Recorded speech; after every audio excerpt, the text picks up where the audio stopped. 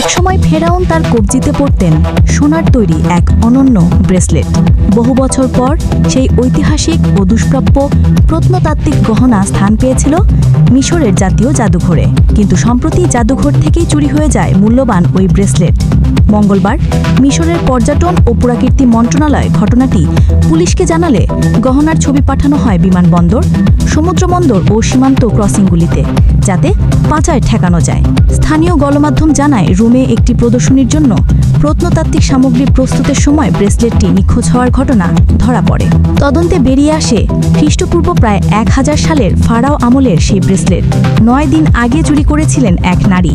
পুনরুদ্ধারের বিশেষজ্ঞ পরে তিনি সেটি হস্তান্তর করেন এক পরিচিত রূপার গহনার কারিগরের কাছে।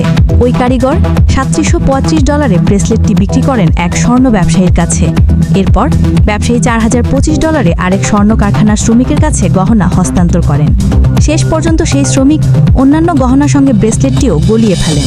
এদিকে ঘটনার সঙ্গে জড়িত নারী বিশেষজ্ঞ, স্বর্ণকার ও শ্রমিক সহ সবাইকে ইতোমধ্যেই গ্রেপ্তার করেছে পুলিশ।